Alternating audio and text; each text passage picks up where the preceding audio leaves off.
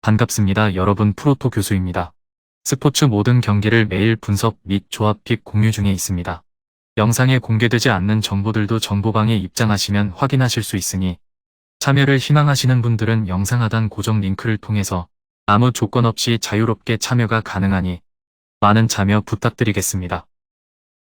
첫 번째 경기는 EFL컵 맨시티 대 리버풀 한번 살펴보겠습니다. 맨체스터 시티는 월드컵 휴식기를 가지고 첫 공식 경기를 치르게 됩니다. 다만 상대가 상당히 까다로운 리버풀로 펩 과르디올라 감독도 인터뷰에서 직접적으로 선수가 없어 우려하고 있다는 발언을 하기도 했습니다. 이는 맨시티 선수들이 월드컵으로 인해 체력적으로 부담이 클 수 있는 상황이기 때문이죠. 다행인 점은 이 경기를 치르고 나서는 일주일간의 휴식일이 있었다는 점과 홀란드가 월드컵에 출전하지 않았다는 점이죠. 월드컵 이전 발 부상과 고열 증세로 인해 결장 빈도가 높아졌는데 현재는 완벽히 몸 상태를 회복하고 매치 핏을 잘 만들었다는 소식입니다.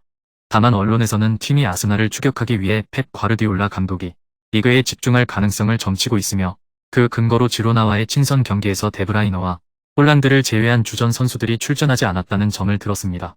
이와는 별개로 올 시즌 맨시티의 리그 경기력은 압도적인 정도는 아닌데 인버티드 풀백에 대한 과도한 집착과 균도한 중용으로 인한 중원 수비력 문제로 인해 실점률이 생각보다는 높은 상태죠. 리버풀이 강팀을 상대로 역습이 통하는 분위기는 꾸준히 만들고 있기에 맨시티에게 상당히 부담스러운 요소가 될 수 있습니다. 리버풀은 월드컵 기간 동안 카타르에서 전지 훈련을 가지면서 후반기 반전을 노리고 있습니다. 일단 엔트리 운영에 관해서는 맨시티보다 여유가 있는 편인데 최근 지친 모습을 보여주었던 살라가 휴식을 취할 수 있었고 공격진의 줄부상으로 인해 후반기 키 플레이어가 된 누네스도 조기 탈락으로 인해 금방 팀에 합류할 수 있었습니다. 다만 클롭 감독의 성향은 상당한 변수인데 뎁스를 상당히 얇게 구성하는 것을 선호하는 편이라 컵 대회에서는 대량 로테이션을 돌리는 경우가 많기 때문입니다.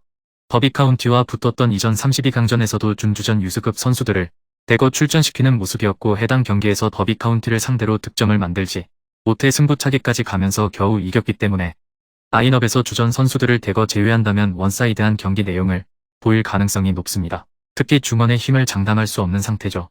전반기에 중원의 노쇠화로 인해 하위 전력을 상대로도 중원 장악에 어려움을 겪는 모습을 보여주었고 볼 배급이 전방으로 전혀 되지 않는 모습도 찾았죠. 다행히 측면을 이용한 역습 성향은 살아있어 맨시티 같이 라인을 올리는 팀에게는 강한 모습을 보여주기는 했지만 상대와의 점유율 싸움에서 밀리면서 실점이 꾸준히 나오고 있다는 점은 고려해야 합니다. 참고로 리버풀은 최근 치른 4번의 경기에서 무실점 경기가 없습니다. 올 시즌 리버풀의 중앙 퀄리티가 전성기보다 크게 떨어져 있는 상태고 공격에서도 누네스와 살라에게 의존하는 빈도가 높습니다. EFL컵에서 주전들을 기용하는 것에 소극적인 클롭 감독의 성향까지 감안하면 이번 경기에서 리버풀이 주전들을 대거 출전시킬지도 의문입니다. 맨시티가 중원에서 점유율과 경기 주도권을 잡고 상대를 몰아붙일 가능성이 높은데 리버풀이 맨시티에게는 유독 강한 모습을 보여주었고 리버풀의 역습은 여전히 날카로운 무기입니다. 맨시티의 근소한 우세가 예상되지만 다득점 양상에 중점을 둬야 할 매치로 보여집니다.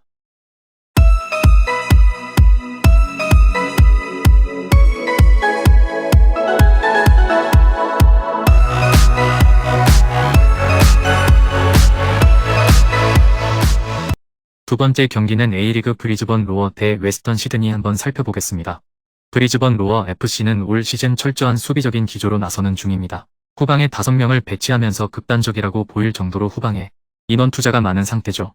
이를 바탕으로 리그 최소 실점 1위를 기록하고 있는데 호주 리그가 전반적으로 고득점 페이스임을 감안하면 아주 놀라운 성적이라고 할 수 있을 것입니다.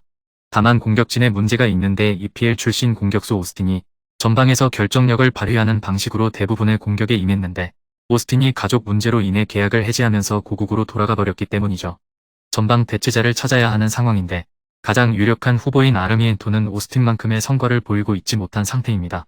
오스틴에 비해 출전 시간이 3분의 1 수준이었다는 점은 감안해야 하나 기본적으로 공격을 공격진의 개인 기량에 맡기는 성향이 강해 다득점을 기록하기 어려운 전력임에는 분명합니다. 결국 수비를 단단히 하고 저득점 페이스로 몰아가는 것이 핵심 전략이 될 전망입니다. 다행히 웨스턴 시드니의 공격력이 아주 훌륭한 수준은 아니고 유사시에는 전원 수비에 나서는 등 한 골의 성과만 나온다면 장극기에 들어가면서 상대의 공세를 봉쇄할 수 있는 전력 자체는 가지고 있습니다. 웨스턴 시드니 FC는 월드컵 이후 2경기에서 1무 1패를 기록하면서 페이스가 상당 부분 떨어진 모습을 보여주고 있습니다. 그래도 실점을 억제하는 기조 자체는 잘 유지되고 있는 페이스이나 결국 문제는 득점력이라고 밖에 볼 수 없을 듯합니다. 최근 5경기에서 멀티 득점을 기록하지 못했습니다. 상위 전력인 에버튼과 맞붙은 경기가 포함되어 있기는 하나 최근 리그 4경기에서 기록한 득점이 이골이기에 큰 의미는 없습니다. 크로피치가 시즌 극 초반에는 기세를 올렸으나 현재 페이스는 상당히 실망스러운 상태며 앞서 언급한 대로 브리즈번이 수비에 상당히 많은 인원을 투자하기 때문에 공격적으로 성과를 내기에는 어려운 상황임이 분명합니다. 다만 기본적으로 실점 억제 능력은 뛰어난 편입니다. 자신들이 공을 쥐는 시간이 많기 때문으로 경기를 전반적으로 자신들의 페이스로 만드는 데는 성공하고 있는 상태죠. 브리즈번도 공격적으로 나서는 빈도 자체가 적기 때문에 수비의 안정감이 크게 흔들리는 일은 적을 것으로 볼 수 있습니다. 점유율 유지에는 웨스턴 시드니가 앞서고 있기 때문에 주도권 자체는 원정팀이 잡을 가능성이 높아 보이기는 합니다.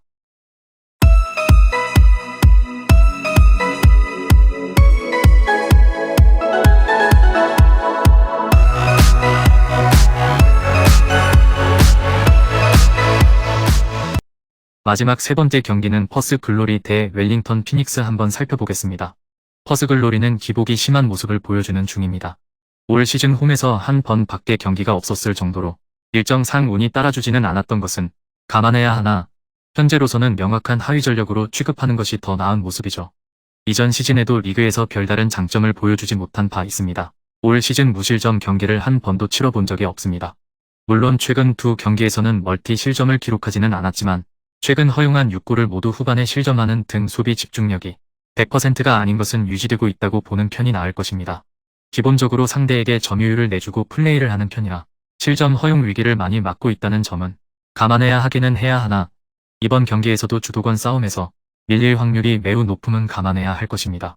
콜리가 이선에서 분투하면서 적은 출전 시간에도 불구하고 괜찮은 생산력을 보여주고는 있지만 전방의 영향력이 매우 떨어지는 상태죠.